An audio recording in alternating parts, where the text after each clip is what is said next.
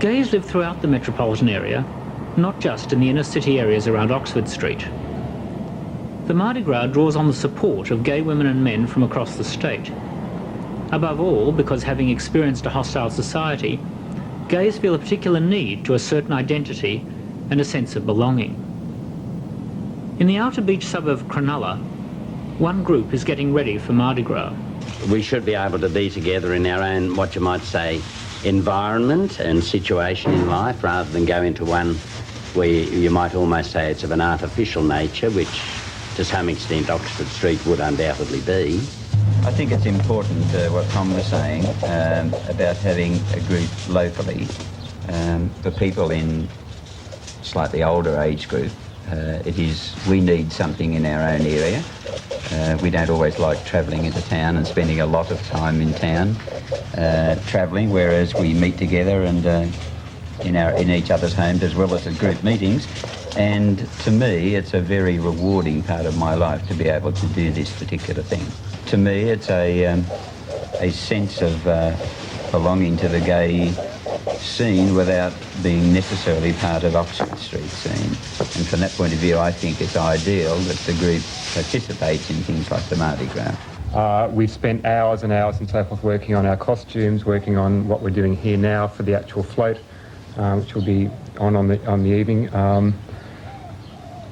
You don't regret that time, because when you get to the night of the Mardi Gras, as we felt the last couple of years, it becomes very exciting. There's a great sense of excitement, I guess of unity, a feeling of togetherness with people.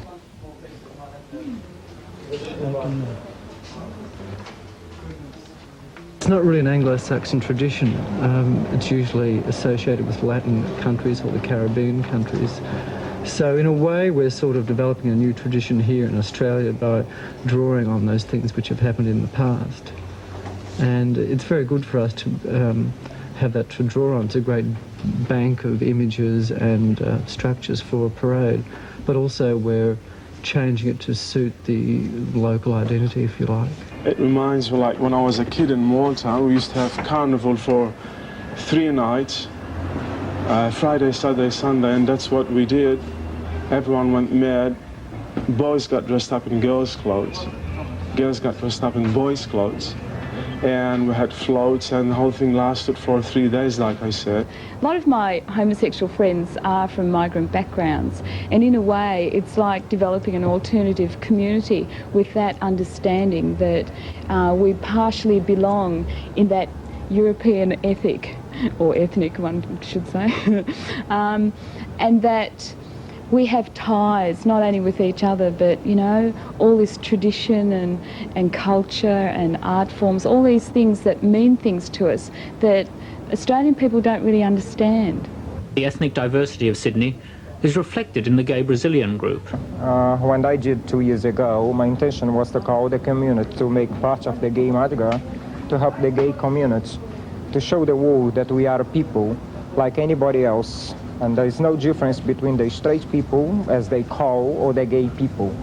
And just to have fun and to put the whole community together. That's, I hope that next year the other communities, the Italians or Greek or Yugoslavian or French or Austrian, join the gay Mardi Gras.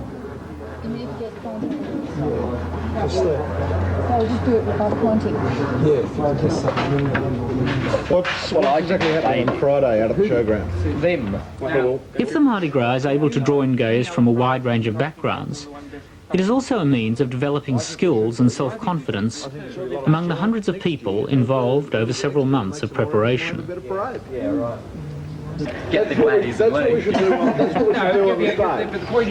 The Mardi Gras also raises considerable money. We always try to distribute a certain amount of our profits to gay community groups, and we do that by, on the back of the ticket, we have a voting form, a ballot paper. People tick which group they'd like their money to go to, and last year we distributed something like $8,000 to gay community groups, and these range from the various gay churches to welfare services, sporting clubs, political groups. The Gay Mardi Gras in Sydney is the largest source of funds in Australia for gay community organisations.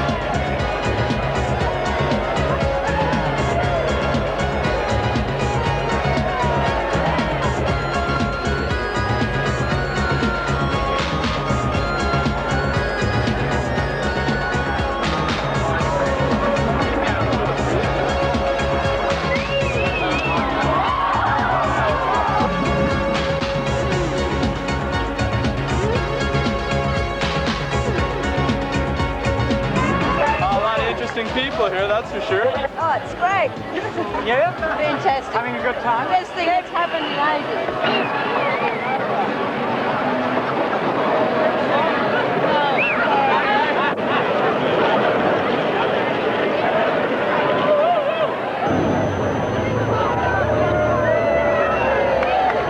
Compare with Gay Pride in New York? I've never been to anything in New York, but I would say it's really good, all the costumes. Oh, wasn't it fun? It was great. Where are you from? Paddington. Yeah, just around the corner. So did you come down just for the parade? Yep, sure did. I like the lorries that all the funny things on it. I thought that was brilliant. We're very impressed. It's the first time we've seen it. Where are you from? England. Is this the first time you've been in Sydney for a Mardi Gras? Yeah, too right. I thought it was very artistic, generally speaking. Great. Have you been aware of the hassles that the gay community has had in Sydney over the last year with the government and the police? Yes, I've read about it, yes. Do you have any views on that? I just think people should lead their own lives, and provided they don't break the law, they should be allowed to just lead their own lives. Do you have anything you want to add to that, sir? Well, I think I agree with the views my wife expressed, that everyone should do according to his wish, and that the police or whoever shouldn't interfere. After all, the state is for the people, not the other way around. It's the same. Take a chance, no one plan.